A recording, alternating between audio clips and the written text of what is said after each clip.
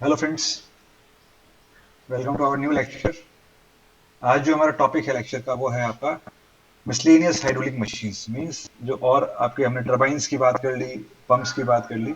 अब हम बात करेंगे जो और हाइड्रोलिक मशीन्स हैं उनके बारे में चर्चा करेंगे कि कौन कौन सी मशीन्स होती हैं और कैसे कैसे वो काम करती हैं। तो इसमें आगे बढ़ते हैं। तो सबसे फर्स्ट जो मशीन हमारी है हाइड्रोलिक मशीन वो है आपकी हाइड्रोलिक कपलिंग। सबसे पहले बात करते हैं किसके बारे में, हाइड्रोलिक कपलिंग। तो सबसे पहले जानते हैं कि हाइड्रोलिक कपलिंग होती क्या है। जो फ्लूइड कपलिंग या फिर हाइड्रोलिक कपलिंग, जिसको फ्लूइड कपलिंग के नाम से भी जाना जाता है, is also known as hydraulic coupling, is an hydrodynamic device which is used to transfer rotational power from one shaft to another by the means of transmission of fluid. Means एक shaft का जो rotational power है वो दूसरे shaft तक transfer करने करते हैं by the help of fluid. मतलब एक शाफ्ट में जो रोटेशनल पावर मिल रहा है वो दूसरी शाफ्ट को ट्रांसफर करेंगे किसके मीन से, मीडियम कौन सा यूज करेंगे वहां पे हम यूज करेंगे फ्लूइड को। तो it is used in automotive transmission system. तो कहाँ यूज होता है ये, ऑटोमोटिव ट्रांसमिशन सिस्टम के अंदर यूज होता है, ऑटोमोबाइल्स के अंदर, मरीन प्रोपल्शन सिस्टम के अंदर यूज करता है, and in industries for power transmission, industries में यूज करते हैं। It is used as an alternative for the mechanical clutch. जो मैकेनिकल क्लच होता है, मैकेनिकल क्लच क्या काम करता है, पावर जो इंजन से पावर आ रहा है उसको आगे ट्रांसफर करता है। सिमिलरली ये फ्लूइड को यूज करके हम क्या करते हैं, यहाँ पे जो शाफ्ट पावर आ रहा है एक पावर से वो दूसरी शाफ्ट को हम ट्रांसमिट करते हैं। इसको बोलते हैं हम हाइड्रोलिक कपलिंग या फिर फ्लूइड कपलिंग। सो इसके जो मेन पार्ट्स हैं कौन से होते हैं, इसके हाउसिंग है, इम्पिलर है, टर्बाइन है। इसके तीन मेन पार्ट्स होते हैं। Housing, it is also known as the shell. क्या जो हाउसिंग है उसको शेल भी बोलते हैं। It has oil tight seal around the drive shaft. इसकी तरफ क्या होता है, ऑयल टाइट सील लगी रहती है ड्राइव शाफ्ट के साथ। It also protect the impeller and turbine from outside damage. ये किसको, जो शेल है, हाउसिंग है, वो क्या करेगा, जो बाहर की चीजें हैं उनसे इसको प्रोटेक्ट भी करेगा। It also protects from the outside damages, को बाहर से कोई डैमेज वगैरह नहीं हो जाए, right. Then we have impeller और pump. So this is the most important part of this coupling. It is a turbine which is connected to the input shaft and called as impeller. जो input shaft के साथ connected रहती है इसको हम impeller भी बोल देते हैं। It is also known as pump because it acts as a centrifugal pump. इसको कभी-कभी हम पंप का नाम भी देते हैं क्योंकि ये centrifugal pump का काम भी करता है। Turbine, it is connected to the output shaft to which the rotational power is to be transmitted. तो थर्ड पार्ट आपका टर्बाइन है वो किसको बोलेंगे, जो आउटपुट शाफ्ट जिसके ऊपर हमको पावर ट्रांसमिट करनी है उसके ऊपर ये कनेक्टेड रहता है, right. So the impeller is connected to the prime mover. जो इम्पिलर है वो प्राइम मूवर के साथ कनेक्टेड रहता है, internal combustion engine, which is a power source, right, जो कि एक पावर सोर्स है।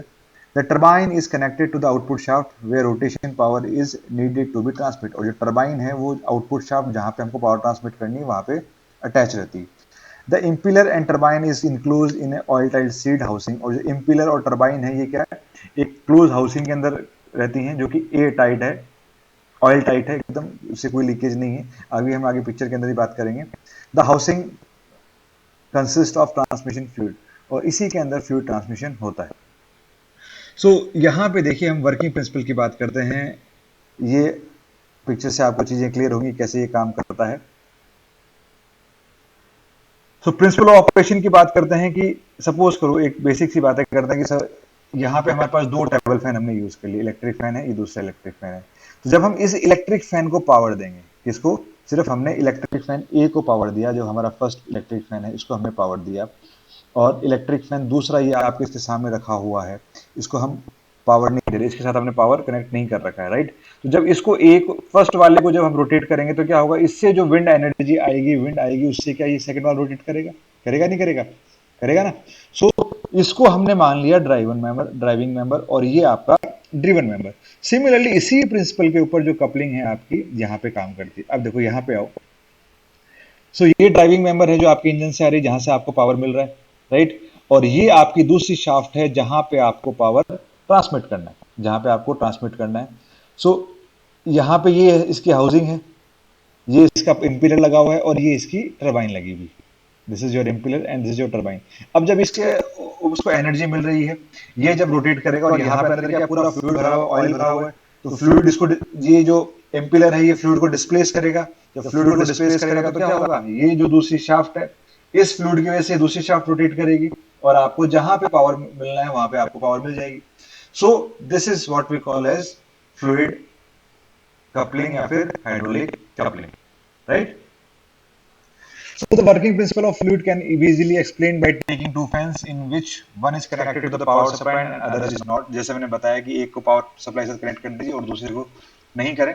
When the power is switched on, the air from the first fan is start to blow towards the second fan. जब switch on करोगे तो क्या होगा, एक से एयर क्या है सेकंड फैन की तरफ ब्लो करेगी, which is not connected to the power source, जो कि पावर सोर्स के साथ कनेक्टेड नहीं है. Initially, when the first fan is blowing at lower speed, it is not able to drive the second fan.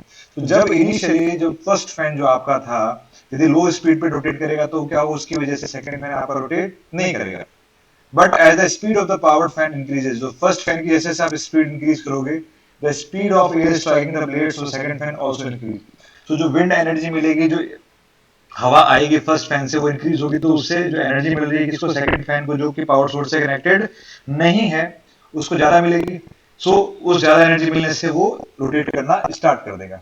After some time it acquires the same velocity of that of the first fan. तो कुछ ही देर बाद में क्या करेगा, ये जो जितनी first fan की स्पीड है उतनी सेकंड फैन की स्पीड भी हो जाएगी.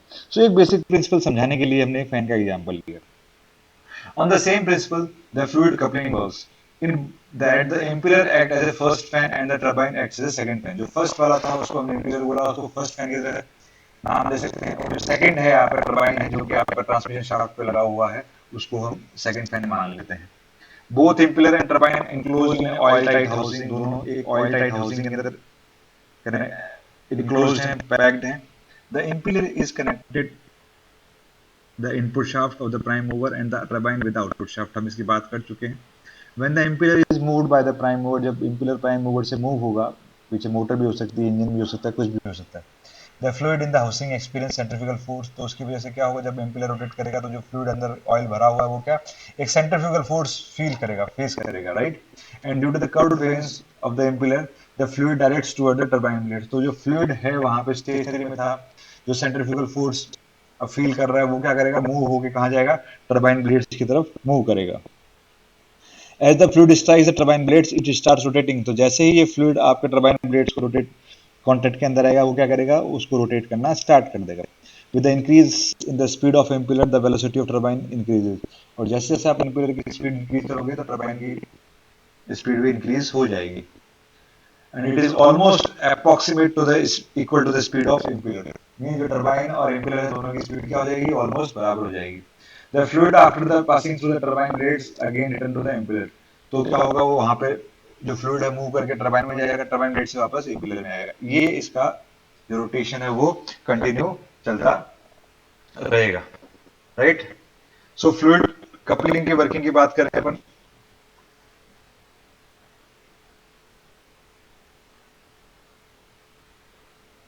as the prime mover moves, it rotates the impeller of the coupling. The impeller acts as centrifugal pump through the fluid outwards. ये सब बातें हम कर चुके हैं, जो बात अभी कर चुके हैं, वो की वही बातें यहाँ पे ये बता रहा है. सो अब बात करते हैं इसकी एप्लीकेशंस की, कि ये कहाँ कहाँ पे यूज होता है. It is use in automotive industries for the transmission of power. Automotive industries के अंदर, जो ऑटोमोबाइल इंडस्ट्रीज हम के अंदर यूज करते हैं for the transmission of power, transmission के लिए.